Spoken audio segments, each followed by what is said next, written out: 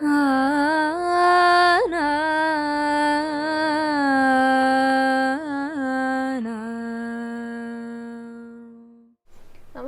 Guruvayur devotees ഓൺലൈനിലേക്ക് ഏവർക്കും സ്വാഗതം. സർവം കൃഷ്ണമയം. കൃഷ്ണായ വാസുദേവായ ദേവകീ നന്ദനായ ച നന്ദഗോപകുമാരായ ഗോവിന്ദായ നമോ നമഃ. നാളത്തെ ദിവസത്തിന് ഒരു പ്രാധാന്യമുണ്ട് കേട്ടോ. മെയ് മാസം 21-ാം തീയതി ഷഷ്ടിയാണ്. ഈ ഇടവ മാസത്തിൽ ഷഷ്ടിയാണ്, വെളുത്ത ഷഷ്ടിയാണ്. ഇത് കൂടാതെ നാളെ 30 വ്യാഴം കൂടിയാണ്, പൂയം നക്ഷത്രമാണ്. അപ്പം എല്ലാം കൂടെ ഒരുമിച്ച് വരുമ്പോൾ അതിവിശേഷം എന്ന് തന്നെയാണ് പറയാറുള്ളത്. അപ്പോൾ നാളത്തെ ദിവസം ഷഷ്ടി വ്രതം സാധിക്കുന്ന എല്ലാവരും നോൽക്കുക. ഷഷ്ടി വ്രതം നോൽക്കുന്ന എല്ലാവർക്കും അറിയാം, ശ്രീ മുരുകനെ സുബ്രഹ്മണ്യ സ്വാമിയെ പ്രീതിപ്പെടുത്താൻ വേണ്ടിയിട്ടാണ്. കൂടുതലും അമ്മമാരൊക്കെയാണ് ഈ വ്രതം എടുക്കാറുള്ളത് കേട്ടോ. കാരണം കുട്ടികൾക്ക് വേണ്ടിയിട്ട്, കാരണം കുട്ടികളുടെ ഏറ്റവും പ്രിയപ്പെട്ട ആളാണ് സുബ്രഹ്മണ്യ സ്വാമി, കുട്ടികളുടെ ഫ്രണ്ട് അങ്ങനെയാണ് പറയുക. അതുകൊണ്ട് തന്നെ കുട്ടികളുമായി ബന്ധപ്പെട്ട എല്ലാ കാര്യങ്ങൾക്കും എന്തൊക്കെ ദോഷങ്ങളുണ്ടെങ്കിലും അതൊക്കെ മാറാൻ വേണ്ടിയിട്ട് ഷഷ്ടി വ്രതം നോൽക്കാറുണ്ട് കേട്ടോ അമ്മമാര്. അമ്മമാര് മാത്രമല്ല, എല്ലാവർക്കും ഷഷ്ടി വ്രതം നോൽക്കാം. പ്രധാനമായിട്ടും കുട്ടികൾക്ക് എന്ന് പറയാറുണ്ട്. അതായത് സന്താന സൗഭാഗ്യത്തിന് കുട്ടികളില്ലാത്തവർക്ക് ഷഷ്ടി വ്രതം നോൽക്കുന്നത് വളരെ നല്ലതാണ്. അപ്പോൾ നാളത്തെ ഷഷ്ടി മാത്രമല്ല, എല്ലാ ഷഷ്ടി വ്രതങ്ങളും നോൽക്കുന്നത് വളരെ നല്ലതാണ് കേട്ടോ. പിന്നെ കുട്ടികൾക്കുണ്ടാകുന്ന അസുഖങ്ങൾ വരാതിരിക്കാൻ വേണ്ടിയിട്ട്, അതേപോലെ തന്നെ അവരുടെ ഭാവി നന്നായി പഠിക്കാനായിട്ട്, അങ്ങനെയുള്ള കാര്യങ്ങളുണ്ടല്ലോ. പൊതുവായിട്ട് പറയുമ്പോൾ കുട്ടികളുടെ ശ്രേയസ്സിനായിട്ട് ഷഷ്ടി വ്രതം നോൽക്കുന്ന ധാരാളം അമ്മമാരുണ്ട് കേട്ടോ. പിന്നെ ഇതേപോലെ തന്നെ അമ്മമാർക്ക് മാത്രമല്ല, അച്ഛനും അമ്മയ്ക്കും, അതായത് ദാമ്പത്യ ഐക്യത്തിന്, ദാമ്പത്യ സുഖത്തിന്, ദമ്പതികൾ തമ്മിൽ കലഹങ്ങളൊന്നും ഇല്ലാതിരിക്കാൻ വേണ്ടിയിട്ട്, നല്ല നല്ല രീതിയിൽ പോകാൻ വേണ്ടിയിട്ട് ഭാര്യയും ഭർത്താവും ഒരുമിച്ച് ഷഷ്ടി വ്രതം നോൽക്കാറുണ്ട്. അത് വളരെ നല്ലതാണ്. പിന്നെ ഇത് മാത്രമല്ല കേട്ടോ, അഭീഷ്ട കാര്യസിദ്ധിക്ക്, നമ്മൾ എന്ത് കാര്യസാധ്യത്തിനായിട്ട് എന്ത് പ്രാർത്ഥനകളും നമ്മുടെ മനസ്സിലുണ്ടെങ്കിൽ അതൊക്കെ സുബ്രഹ്മണ്യനോട് സമർപ്പിച്ചു കഴിഞ്ഞാൽ ഇത്രയും പെട്ടെന്ന് ഫലം തരുന്ന വേറൊരു ദേവനുണ്ടോ എന്ന് ചോദിച്ചു കഴിഞ്ഞാൽ സംശയമാണ്. അത്രയും ക്ഷിപ്രപ്രസാദിയാണ് ശ്രീ മുരുകൻ. അതുകൊണ്ട് തന്നെ ആഗ്രഹങ്ങൾ ഏതാണെങ്കിലും അത് നന്നായിട്ട് ഭഗവാനിൽ സമർപ്പിച്ച് പ്രാർത്ഥിച്ചോളൂ, ഷഷ്ടിവ്രതം നോറ്റോളൂ, തീർച്ചയായിട്ടും അതിൻ്റെ ഫലം കിട്ടും. അങ്ങനെയാണ് പറയാം. അപ്പോൾ ഈ ആഗ്രഹ സാഫല്യം എന്ന് പറയുമ്പോൾ പ്രധാനമായിട്ടും കൂടുതൽ പേര് പറയുന്ന അല്ലെങ്കിൽ ആഗ്രഹിക്കുന്ന കാര്യം ഒരു വീടില്ലാത്ത ദുഃഖം അനുഭവിക്കുന്നവരുണ്ടായിരിക്കും. അപ്പോൾ ഭവന നിർമ്മാണം, അതിപ്പോൾ നിർമ്മാണം നടന്നുകൊണ്ടിരിക്കുകയാണ്, പൂർത്തിയാകാതിരിക്കുന്നവര്, അതേപോലെ തന്നെ ഒരു തരത്തിലും ഈ വീട് എടുക്കാനായിട്ട് അല്ലെങ്കിൽ വാങ്ങിക്കാനായിട്ടും പണിയാനായിട്ടും ഒക്കെ പറ്റാത്തവരുണ്ടല്ലോ. അങ്ങനെയുള്ളവരൊക്കെ എത്രയും പെട്ടെന്ന് ഒരു വീടുണ്ടാക്കി തരണേ ഭഗവാനെ എന്ന് പറഞ്ഞിട്ട് പ്രാർത്ഥിക്കാറുണ്ട്. എന്തെങ്കിലും സുബ്രഹ്മണ്യന് ഒരു വഴിപാട് നേരാറുണ്ട്. ഇപ്പോൾ പളനിമലയ്ക്കൊക്കെ പോകുന്ന സമയത്ത് ആ മല കയറുമ്പോൾ സൈഡിലൊക്കെ ഇങ്ങനെ കുഞ്ഞു കുഞ്ഞു ഉരുളങ്കല്ലുകൾ ഇങ്ങനെ കൂട്ടി വെച്ചിട്ട് ഇങ്ങനെ ഉണ്ടാക്കിയിരിക്കണം കാണാം. അതൊരു നിർമ്മിതി പോലെ ഉണ്ടാക്കിയിരിക്കണം കാണാം. അതൊരു വഴിപാടാണ്. നമ്മൾ പൈസയൊന്നും ചെലവാക്കണ്ടാത്ത ഒരു വഴിപാടാണ്. അത് വീടുണ്ടാകാൻ വേണ്ടിയിട്ടെന്ന് പറഞ്ഞു കേട്ടിട്ടുണ്ട് കേട്ടോ. അതേപോലെ തന്നെയുള്ള ഒരു പ്രാർത്ഥനയാണ് ഈ ഷഷ്ടി വ്രതം നോൽക്കുന്നതിലൂടെ വീടില്ലാത്തവർക്കൊക്കെ വീട് സ്വന്തമാക്കാനായിട്ട് സാധിച്ചിട്ടുണ്ട് എന്നുള്ള അനുഭവങ്ങളുണ്ട് കേട്ടോ. അപ്പം അത്രയും പവർഫുള്ളാണ്. ഇനി അത് മാത്രമല്ല, രോഗശാന്തിക്കായിട്ട് പല വിധത്തിലുള്ള അസുഖങ്ങൾ കൊണ്ട് ബുദ്ധിമുട്ടുന്നവരുണ്ടല്ലോ, അവർക്കും ഷഷ്ടി വ്രതം നോറ്റിക്കഴിഞ്ഞാൽ അതിൻ്റെ ഫലം ലഭിക്കും. അങ്ങനെയാണ് പറയുക.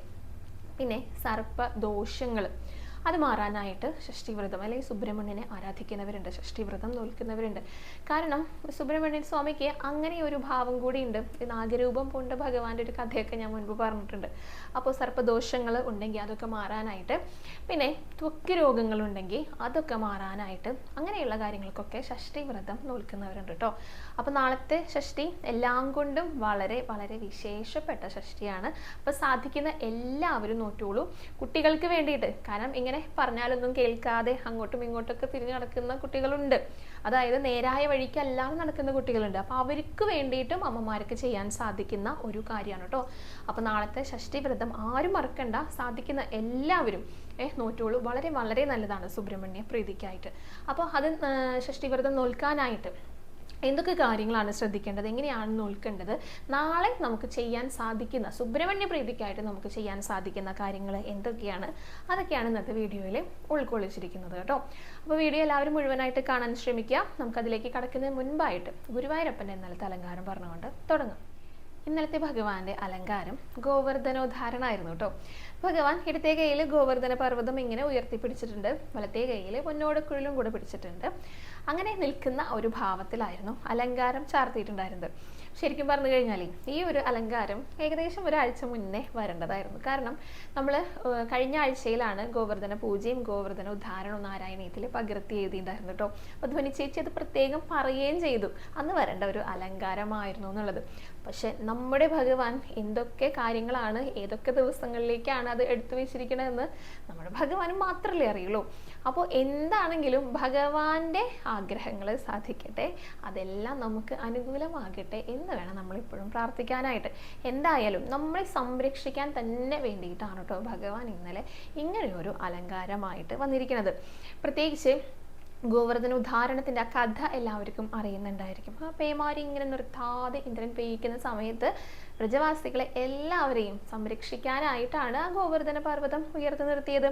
അപ്പം അതിന് ചുവട്ടിലായിട്ട് എല്ലാവരും ഭഗവാന്റെ അനുഗ്രഹത്തിൻ്റെ ആ ഒരു മറയിലെ അല്ലെങ്കിൽ ആ ഒരു സംരക്ഷണ വലയത്തിൽ നിൽക്കുകയാണ് ചെയ്തത്. എന്തൊക്കെ ബുദ്ധിമുട്ടുകൾ ഉണ്ടായിട്ടും അവരെ ആരെങ്കിലും അങ്ങനെയുള്ള എന്തെങ്കിലും പ്രശ്നങ്ങൾ അലട്ടിയതായിട്ട് ആ കഥയിൽ കിട്ടുന്നുണ്ടോ? ഇല്ല. എല്ലാവർക്കും വിശ്വാസമായിരുന്നു ഭഗവാനെ. പിന്നെ ഈ പേമാരിയൊക്കെ പെയ്യുമ്പോൾ അതും 7 ദിവസം തുടർച്ചയായിട്ട് ഇങ്ങനെ നിന്ന് പെയ്തുകൊണ്ടിരിക്കുകയല്ലേ, അപ്പോൾ ഒരു പേടിയൊക്കെ ആർക്കെങ്കിലും ഉണ്ടാകുമോ? ഉണ്ടെങ്കിൽ അതെല്ലാം പോയിക്കോട്ടെ എന്ന് വിചാരിച്ചിട്ടാണ് പിന്നെ ഭഗവാൻ ഓടക്കുഴൽ വിളിക്കുന്നുണ്ടായിരുന്നത്. അപ്പോൾ ആരും ചുറ്റിൽ നടക്കുന്ന ഒന്നും അറിഞ്ഞില്ല, ആ ഒരു ഓടക്കുഴൽ നാദത്തിൽ ഇങ്ങനെ മുഴുകി നിൽക്കുകയാണ് ചെയ്തത്. അപ്പം നമ്മുടെ അടുത്തും ഭഗവാൻ ഇത് തന്നെയാണ് പറയുന്നത്. അതായത് ഇപ്പോൾ മഴക്കെടുതികളൊക്കെ വരും തീർച്ചയായിട്ടും. അങ്ങനെ വരുന്ന ഒരു കാലാവസ്ഥയാണ്, അല്ലെങ്കിൽ ആ ഒരു സീസണാണ്. അപ്പം അതുകൊണ്ട് തന്നെ നമ്മളോട് എന്ത് ചെയ്യാനാ പറയണത്? ഭഗവാനിൽ വിശ്വസിക്കുക, ഭഗവാനെ പ്രാർത്ഥിക്കുക. അപ്പോൾ നമ്മുടെ സംരക്ഷണത്തിനായിട്ട് തീർച്ചയായിട്ടും ഗുരുവായൂരപ്പൻ ഉണ്ടാകും എന്ന് പറയുന്ന അലങ്കാരമാണ്. അതിപ്പോൾ ഭഗവാന് കാണിച്ചു തരാനായിട്ട് ശംഖുചക്ര ഗദാപത്മത്തോട് കൂടിയിട്ട് ചതുർബാഹുവായിട്ടൊന്നും വരണമെന്നില്ല. ഒരു 6 വയസ്സായിട്ടുള്ള കുട്ടിയായിട്ട്, കാരണം ചെറിയ പ്രായത്തിലാണ് ഗോവർദ്ധനമൊക്കെ ഉയർത്തിയത്. അപ്പോൾ ഈ കുഞ്ഞു പ്രായത്തിലാണെങ്കിലും ഭഗവാന് നമ്മളെ സംരക്ഷിക്കാനായിട്ട് സാധിക്കും, നിശ്ശേഷം സാധിക്കും. അപ്പോൾ അതിങ്ങനെ മനസ്സിൽ നന്നായിട്ട് എന്നെ വിളിച്ചോളൂ, ഞാൻ നിങ്ങളുടെ കൂടെ തന്നെയുണ്ട്. എന്തൊക്കെ ബുദ്ധിമുട്ടുകൾ ഉണ്ടെങ്കിലും അതിൽ നിന്നെല്ലാം കരകയറ്റാനായിട്ട്, സംരക്ഷിക്കാനായിട്ട് നന്നായിട്ട് പ്രാർത്ഥിച്ചോളൂ എന്ന് തന്നെയാണ് ഭഗവാൻ പറയുന്നത് കേട്ടോ. അപ്പോൾ നമ്മൾ എന്താ ചെയ്യണ്ടേ? ഭഗവാന്റെ നാമങ്ങൾ ജപിക്കുക, നന്നായിട്ട് ഭഗവാനെ വിളിക്കുക, അത്രയും മതി. ഭഗവാനെ സ്മരിക്കുക. അത്രയും ചെയ്ത് കഴിഞ്ഞാൽ എല്ലാവരുടെ കൂടെയും ഭഗവാൻ ഉണ്ടായിരിക്കും കേട്ടോ. അപ്പോൾ എല്ലാവർക്കും ഭഗവാന്റെ അനുഗ്രഹം ഉണ്ടാകട്ടെ. ഗോവർദ്ധനോദ്ധാരണവുമായി നിൽക്കുന്ന ഭഗവാന്റെ ആ ഒരു രൂപം എല്ലാവരും മനസ്സിൽ കണ്ടിട്ട് നന്നായി തൊഴുത് പ്രാർത്ഥിച്ചോളൂ. ഭഗവാന്റെ പാദങ്ങളിൽ എല്ലാവരും നമസ്കരിച്ചോളൂ. ഗുരുവായൂരപ്പ ശരണം എന്ന കമന്റ് ബോക്സിൽ രേഖപ്പെടുത്തിക്കോളൂ. അപ്പം ഇനി നമുക്ക് ഷഷ്ടിയെക്കുറിച്ച് പറയാം കേട്ടോ. ആരണ്യ ഷഷ്ടി എന്നാണ് പേര്, നാളത്തെ ഷഷ്ടി വ്രതത്തിൻ്റെ. അപ്പം അത് വരുന്ന ദിവസം വളരെ വിശേഷമാണ്. വ്യാഴാഴ്ച 30 വ്യാഴാണ്. ഗുരുവായൂരപ്പൻ്റെ വളരെ പ്രധാനപ്പെട്ട ദിവസമാണ്. പൂയം നക്ഷത്രത്തോടൊപ്പമാണ് ഷഷ്ടി വരുന്നത് കേട്ടോ. അപ്പം അതുകൊണ്ട് തന്നെ ശ്രീ മുരുകനെ ധ്യാനിക്കാനായിട്ടുള്ള, അല്ലെങ്കിൽ ശ്രീ മുരുകൻ്റെ പ്രീതിക്കായിട്ട് ഷഷ്ടി വ്രതം നോൽക്കാനായിട്ട്, കൂടുതൽ അനുഗ്രഹങ്ങൾ നേടാനായിട്ട് സാധിക്കുന്ന ഒരു ദിവസം. അപ്പോൾ നാളെ സാധിക്കുന്ന എല്ലാവരും ഷഷ്ടി വ്രതമൊക്കെ നോൽക്കാട്ടോ. ശരിക്കും 6 ദിവസങ്ങളായിട്ട് നോൽക്കുന്നവരുണ്ട്. ഇത് 6 മുഖനാണല്ലോ, 6 മുഖങ്ങളുണ്ട്. അപ്പോൾ ഓരോ മുഖത്തെയും അങ്ങനെ സങ്കല്പിച്ചുകൊണ്ട്, ഓരോ ഭാവത്തെയും സങ്കല്പിച്ചുകൊണ്ട് 6 ദിവസങ്ങളിലായിട്ട് നോൽക്കുന്നവരുണ്ട് കേട്ടോ. ഇതിപ്പോൾ എല്ലാവർക്കും സാധിക്കണമെന്നില്ല, 6 ദിവസമായിട്ട് ചെയ്യാനായിട്ട്, പ്രത്യേകിച്ച് സ്ത്രീകൾക്കൊക്കെ. അപ്പോൾ എന്ത് ചെയ്യണം? നാളത്തെ ഒരൊറ്റ ദിവസമായിട്ട് ഷഷ്ടി വ്രതം ആചരിക്കാവുന്നതാണ്. അതിന് വേണ്ടിയിട്ട് ഇപ്പോൾ ഇന്ന് തന്നെ അതിനുള്ള ഒരുക്കങ്ങളൊക്കെ ചെയ്യണം കേട്ടോ. സാത്വികമായിട്ടുള്ള ഭക്ഷണങ്ങൾ മാത്രം കഴിക്കുക. നാളെ രാവിലെ അതിരാവിലെ എണീക്കുക, സൂര്യോദയത്തിന് മുൻപായിട്ട് എണീക്കുക. ദേഹശുദ്ധിയൊക്കെ വരുത്തിയതിന് ശേഷം വീട്ടിൽ പൂജാമുറിയിൽ വിളക്കൊക്കെ കൊളുത്തുക. വിളക്ക് കൊളുത്തിയിട്ട് മഹാവിഷ്ണുവിനും പ്രാധാന്യമാണെന്ന് പറഞ്ഞു, ശ്രീ മുരുകനും പ്രാധാന്യമാണെന്ന് പറഞ്ഞു.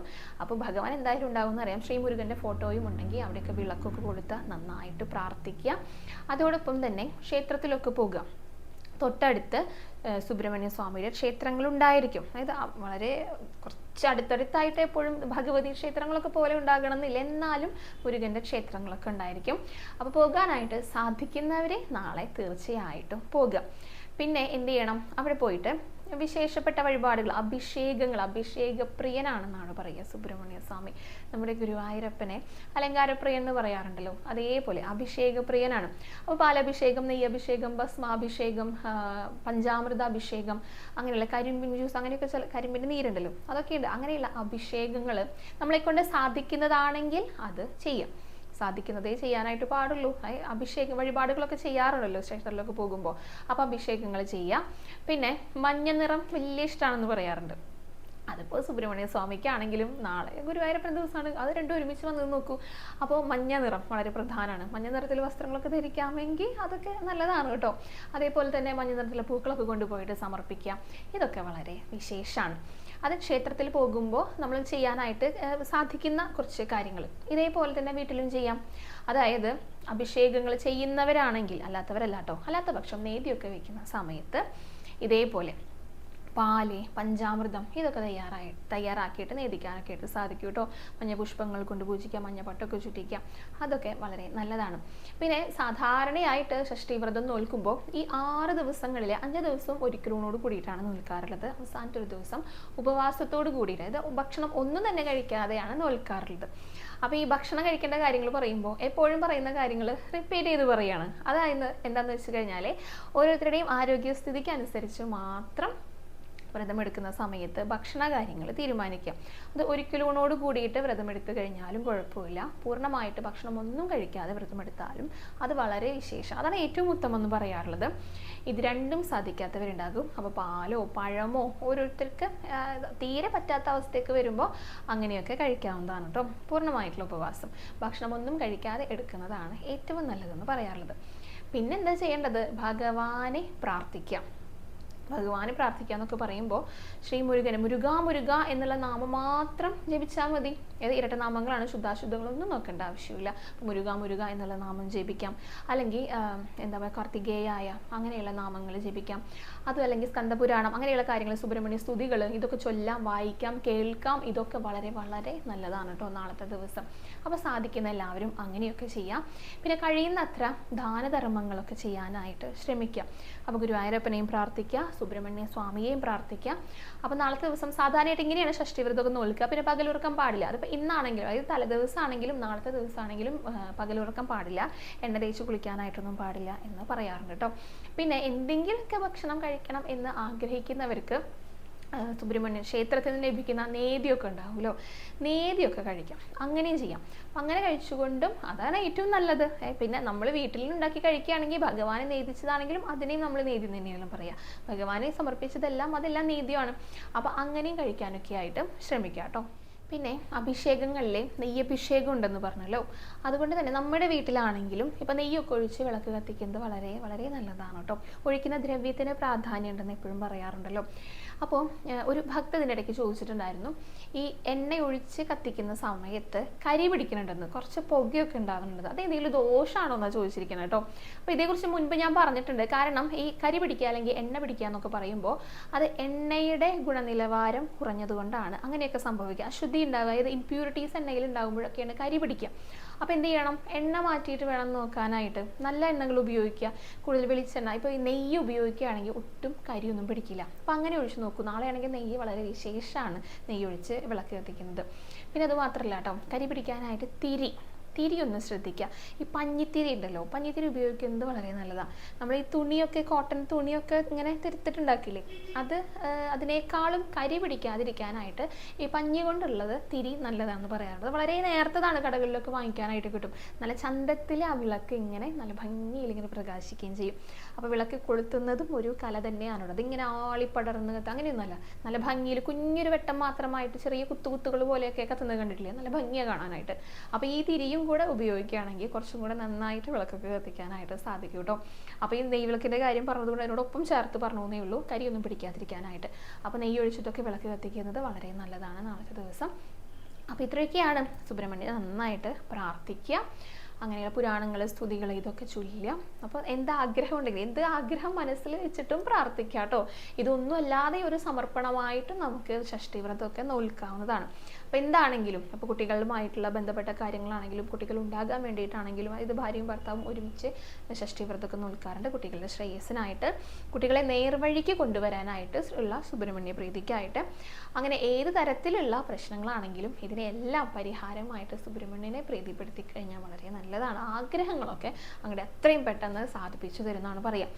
അപ്പോൾ നാളത്തെ ദിവസം ഷഷ്ടി വ്രതം നോൽക്കാനായിട്ട് ആരും മറക്കണ്ട കേട്ടോ. എല്ലാവർക്കും നന്നായി തന്നെ വ്രതം നോൽക്കാനായിട്ട് സാധിക്കട്ടെ എന്നും കൂടെ പറയുകയാണ്. അപ്പോൾ പ്രധാനമായിട്ടും ഈ പറഞ്ഞ രീതിയിലൊക്കെയാണ് വ്രതം നോൽക്കേണ്ടത്.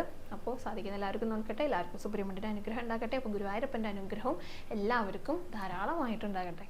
ഇനി അരുണ എന്നൊരു ഭക്ത ചോദിച്ച ചോദ്യമാണ് കേട്ടോ. ഈ ക്ലോക്ക് ഗിഫ്റ്റ് ആയിട്ട് കിട്ടുന്നത് നല്ലതാണോ എന്ന് ചോദിച്ചിട്ടുണ്ട്. അപ്പോൾ നമുക്ക് അതിൻ്റെ മറുപടിയും കൂടെ പറയാം കേട്ടോ. ക്ലോക്കൊക്കെ കിട്ടുന്നതിൽ ദോഷമൊന്നും ഇല്ല എന്നാണ് പറയാറുള്ളത്. കാരണം എന്തുകൊണ്ടാണ് അങ്ങനെ പറഞ്ഞതെന്ന് അറിയില്ല കേട്ടോ. ക്ലോക്ക് എന്ന് പറഞ്ഞാൽ സമയം നോക്കാനുള്ളതാണ്. സമയം എന്ന് പറയുന്നത് ഭഗവാനാണ്. അപ്പോൾ അതുകൊണ്ട് തന്നെ അത് നല്ലതാണ് എന്നാണ് പറഞ്ഞ് കേട്ടിട്ടുള്ളത്. കാരണം എന്ന് വെച്ച് കഴിഞ്ഞാൽ പണ്ട് കാലത്തുള്ളവർക്ക് ഈ ക്ലോക്കൊക്കെ ഗിഫ്റ്റായിട്ട് കൊടുത്തിരുന്നു. ഈ ഗിഫ്റ്റ് കൊടുക്കുക അല്ലെങ്കിൽ സമ്മാനങ്ങൾ കൊടുക്കുക എന്നൊക്കെ പറയുമ്പോൾ അതിൻ്റെ ആ ഒരു മാനദണ്ഡം എന്ന് പറയുന്നത് നമ്മളത് കൊടുക്കുന്ന ആൾക്ക് ഉപകാരപ്പെടുന്നതായിരിക്കണം. അത്രയേ ഉള്ളൂ. അവർക്കത് കിട്ടുമ്പോൾ സന്തോഷം ഉണ്ടാകണം, ഒപ്പം അവർക്ക് ഉപയോഗിക്കാൻ സാധിക്കുന്നതുമായിരിക്കണം. അത്തരത്തിലുള്ള സമ്മാനങ്ങളാണ് ഇങ്ങനെ കൊടുക്കുക. പ്രത്യേകിച്ച് ഇപ്പോൾ ഒരു വിവാഹമൊക്കെ ഉണ്ടാകുന്ന സമയത്ത് ഒരു പുതിയ ജീവിതത്തിലേക്ക് കടക്കുകയാണ്. അപ്പോൾ അവർക്ക് ആ ജീവിതത്തിൽ അവരുടെ വീടുകളിലൊക്കെ ഉപയോഗിക്കാനായിട്ട് സാധിക്കുന്ന തരത്തിലുള്ള പാത്രങ്ങൾ, എന്താ പറയുക, ഇങ്ങനെ ഇടവറ അങ്ങനെയുള്ള സ്റ്റീലിൻ്റെ പാത്രങ്ങൾ, അതുപോലെ കുപ്പിയുടെ ചില്ല് പാത്രങ്ങൾ, ഗ്ലാസ്, ഇത് വിളക്ക്, ഇങ്ങനെയൊക്കെ ആയിട്ട് സമ്മാനങ്ങൾ കൊടുക്കാറുണ്ട്. ഇതൊക്കെ പണ്ടത്തെ ആയിരുന്നു കേട്ടോ. ഇപ്പോഴും അങ്ങനെ പാത്രങ്ങൾ കൊടുക്കുന്നവരുണ്ട്, ഇതല്ലാതെ കൊടുക്കുന്നവരുണ്ട്. പണ്ടൊക്കെ അങ്ങനെ ഉപകാരപ്പെടുന്നത്, ഇപ്പോൾ ഒരു ഗ്ലാസ് ആണ് കൊടുക്കുന്നെങ്കിൽ കൂടിയിട്ട് അത് അവർക്ക് ഉപയോഗപ്പെടുത്താൻ പറ്റുന്ന രീതിയിലുള്ള സമ്മാനങ്ങളൊക്കെ ആയിരുന്നു കൊടുത്തിരുന്നത്. അത് കിട്ടുമ്പോൾ അവർക്ക് സന്തോഷമാണ് ഉണ്ടാകുക. കുഞ്ഞു ഗിഫ്റ്റ് ആണെങ്കിൽ അത് കിട്ടുമ്പോൾ ഒരു സന്തോഷമൊക്കെ തോന്നിയിരുന്നു. ഇന്ന് പക്ഷേ ഇതെപ്പോഴും സുലഭമായതുകൊണ്ട് എപ്പോഴെപ്പോഴും ഇങ്ങനെ ഗിഫ്റ്റ് കിട്ടുന്നതുകൊണ്ടൊക്കെ ആയിരിക്കാം പലർക്കും ആ സന്തോഷങ്ങൾ ശരിക്കും ആസ്വദിക്കാനായിട്ട് പറ്റാത്തതുപോലെ ഫീൽ ചെയ്തിട്ടുണ്ട് കേട്ടോ. അപ്പോൾ ഉപകാരമുള്ളതൊക്കെയാണ് ഗിഫ്റ്റൊക്കെ ആയിട്ട് കൊടുക്കാറുള്ളത്. ഇപ്പോൾ ഒരു വീടിൻ്റെ പാലുകാച്ചൽ നടക്കുകയാണ്, അപ്പോഴും ഇതേപോലെ തന്നെയാണ് അവർക്ക് ഉപകാരപ്പെടുന്ന. ഇപ്പോൾ ഗുരുവായൂരൊക്കെയാണ് ഒരു പാലുകാച്ചൽ പറഞ്ഞതെന്ന് വെച്ച് കഴിഞ്ഞാൽ വേഗം ഒരു കൃഷ്ണ വിഗ്രഹം വാങ്ങിയിട്ട് കൊണ്ടുപോയി കൊടുക്കുക ചെയ്യുക. അത് പല പോസ്റ്റിലുള്ളത്. കാരണം ഇവിടെ കൃഷ്ണൻ്റെ വിഗ്രഹം സുലഭമായിട്ടുണ്ട്. അതുകൊണ്ട് തന്നെ എല്ലാവരും ഗിഫ്റ്റ് കൊടുക്കുമ്പോൾ ഗുരുവായൂരപ്പൻ്റെ വിഗ്രഹമൊക്കെയാണ് കൊടുക്കാറുള്ളത്. പണ്ടൊക്കെ ഈ നടരാജ വിഗ്രഹമൊക്കെ ഇറങ്ങിയ സമയത്ത് ഇങ്ങനെ എന്തെങ്കിലുമൊക്കെ വിശേഷങ്ങൾ പറയുകയാണെങ്കിൽ അപ്പോൾ ഒരു നടരാജ വിഗ്രഹം വാങ്ങിയിട്ട് കൊണ്ടുപോകും. അതൊരു ട്രെൻഡായിരുന്നു. ആ ഓരോ കാലഘട്ടത്തിൽ ഓരോ ട്രെൻഡുകളൊക്കെ ഉണ്ടായിരിക്കുമല്ലോ. അങ്ങനെ എന്താണെങ്കിലും അത് ഉപകാരപ്പെടുന്നതായിരുന്നു പണ്ടുള്ളവർ കൊടുത്തിരുന്നത്. ആ കൂട്ടത്തിൽ ഈ ക്ലോക്കും കൊടുത്തിരുന്നു. അതൊന്നും ആർക്കും ഇതുവരെ ദോഷം ഉണ്ടാക്കിയതൊന്നായിട്ടും കേട്ടിട്ടില്ല കേട്ടോ. അപ്പോൾ അതുകൊണ്ട് തന്നെ അങ്ങനെ ടെൻഷനാകുന്ന ചിന്തകളൊന്നും വേണ്ട എന്നാണ് പറയാനായിട്ടുള്ളത്. അപ്പോൾ എന്തും ഉപകാരപ്പെടുന്നത് കൊടുക്കുക. കുട്ടികളൊക്കെ വലിയ കുട്ടികളാകുമ്പോൾ പട്ടുപാവാട, ആഭരണങ്ങൾ, സ്വർണ്ണമൊക്കെ കൊടുക്കുന്നവരുണ്ട് കേട്ടോ. അതേപോലെ തന്നെ പൈസയായിട്ട് ക്യാഷായിട്ട് കൊടുക്കുന്നവരുണ്ട്. ഇഷ്ടമുള്ളത് വാങ്ങിച്ചോട്ടെ എന്ന് വിചാരിച്ചിട്ട്. അപ്പോൾ ഇങ്ങനെയൊക്കെയാണ് സാധാരണ ഗിഫ്റ്റുകളൊക്കെ കൊടുത്ത് കാണാറുള്ളത്. പിന്നെ എന്ത് കൊടുക്കുമ്പോഴും ആ കൊടുക്കുന്ന മനസ്സിനാണ് പ്രാധാന്യം. നമ്മൾ സന്തോഷത്തോടു കൂടെ കൊടുക്കുക, സന്തോഷത്തോടു കൂടി വാങ്ങിക്കുക, അത്രയേ ഉള്ളൂ. അല്ലാതെ ആർക്കെങ്കിലും ദോഷം വരണം എന്ന് വിചാരിച്ചിട്ട് അങ്ങനെ ഗിഫ്റ്റ് ഒന്നും കൊടുക്കാറില്ലല്ലോ. അപ്പോൾ അങ്ങനെയാണെങ്കിൽ ശ്രദ്ധിക്കണം എന്നേ ഉള്ളൂ. അല്ലാത്ത പക്ഷം കുഴപ്പങ്ങളൊന്നുമില്ല കേട്ടോ. അതായത് ഇപ്പോൾ ഈ എന്താ പറയുക, കത്രിക അങ്ങനെയുള്ള ആയുധങ്ങൾ ഇതൊന്നും ഗിഫ്റ്റായിട്ട് കൊടുക്കരുതെന്നൊക്കെയാണ് പറയാറുള്ളത്. അതായത് ഇപ്പോൾ മൂർച്ചയുള്ളതാണല്ലോ, അപകടം വരുത്തുന്നതാണല്ലോ, അതുകൊണ്ടൊക്കെയാണ് അങ്ങനെ പറയാറുള്ളത്. അപ്പോൾ ബന്ധം വഷളാകും അങ്ങനെയൊക്കെ പറയും. പക്ഷെ ഇതൊന്നും ആരും അങ്ങനെ ഗിഫ്റ്റായിട്ട് കൊടുക്കാറില്ല. ഇപ്പോൾ ഒരു ബാർബർ ഷോപ്പ് ഇതൊക്കെ തുടങ്ങുന്ന സമയത്ത് പണ്ടൊക്കെ ഉള്ളവർ കത്രിക അങ്ങനെയുള്ള സാധനങ്ങളൊക്കെ കൊടുത്തിരുന്നു. അത് പക്ഷെ അവിടെ ഉപകാരപ്പെടുന്നതാണ്, അതുകൊണ്ട് അത് കൊടുത്തിരുന്നു. അപ്പോൾ ഉപകാരം ഉണ്ടെങ്കിൽ കൊടുക്കുന്നതിൽ വിരോധമില്ല. അല്ലാത്ത പക്ഷം നമുക്ക് ഇത്രയും ചിന്തിച്ചാൽ മതി, നമുക്കതുകൊണ്ട് ഉപകാരമുണ്ടോ, അവർ മനസ്സറിഞ്ഞിട്ടാണോ തന്നത്, നമ്മൾ സന്തോഷത്തോട് കൂടിയിട്ടാണോ അത് സ്വീകരിച്ചത്, അത്രമാത്രമേ വിചാരിക്കുള്ളൂ. പിന്നെ എല്ലാം ഭഗവാന്റെ അനുഗ്രഹമാണ്.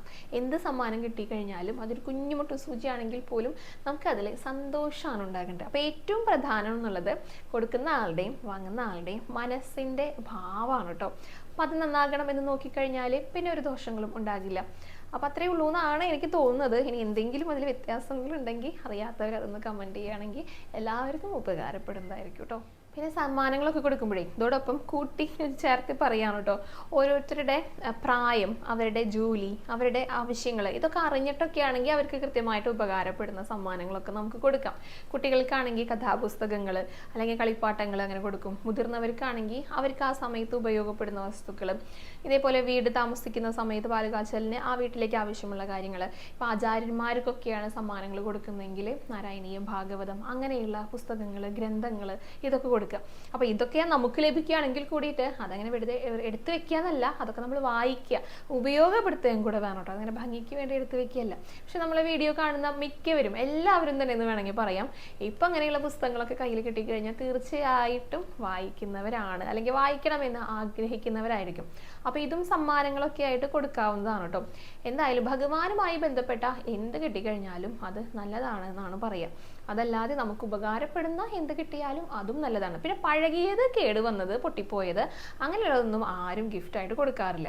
അപ്പോൾ അത് മാത്രം ഒന്ന് ഒഴിവാക്കി കഴിഞ്ഞാൽ അതൊക്കെ ദോഷമാണ്. അതൊക്കെ മോശപ്പെട്ടതാണ്, ഉപയോഗപ്പെടുത്താൻ പറ്റില്ല, അതുകൊണ്ട് അത് ദോഷമാണ്. അല്ലാത്ത പക്ഷം അതിലങ്ങനെ ദോഷങ്ങളൊന്നും പറഞ്ഞു കേട്ടിട്ടില്ല. പ്രത്യേകിച്ച് ക്ലോക്ക് കിട്ടുന്നതിനൊന്നും ദോഷം പറഞ്ഞു കേട്ടിട്ടില്ല കേട്ടോ. ഇനി നമുക്ക് നാമജപവും കൂടെ പറയാം കേട്ടോ. കഴിഞ്ഞ 2 ദിവസത്തെ നാമജപം ഉണ്ട്. ഇന്നലത്തെയും മിനിഞ്ഞാന്നത്തെയും എണ്ണിക്കൊണ്ട് വന്നിട്ടുണ്ട് കേട്ടോ. 3,80,224 നാമങ്ങളാണ് സമർപ്പിക്കാനായിട്ട് സാധിച്ചത്. അപ്പോൾ എല്ലാവരും തുടർന്നും നാമജപം നടത്തിക്കോളൂ കേട്ടോ. വൈശാഖം കഴിഞ്ഞൊന്ന് വെച്ചിട്ട് കുറയ്ക്കൊന്നും വേണ്ട. ഇത്തിരി കുറഞ്ഞിട്ട് 2 ദിവസത്തെ 3 ലക്ഷം വന്നുള്ളൂ. വൈശാഖത്തിൽ 1 ദിവസത്തെ 3 ലക്ഷം വരാറുണ്ട്. അപ്പോൾ എന്തുതന്നെയാണെങ്കിലും എല്ലാവരും നാമജപമൊക്കെ മുന്നോട്ട് കൊണ്ടുപോവുക. ഇന്നത്തെ വീഡിയോയുടെ അവസാനിക്കുകയാണ്. ഇനി ഇന്നത്തെ അലങ്കാരവും പുതിയ വിശേഷങ്ങളൊക്കെ ആയിട്ട് നാളത്തെ വീഡിയോയിൽ കാണാം കേട്ടോ. ഹരേ കൃഷ്ണ, ഹരേ ഗുരുവായൂരപ്പ.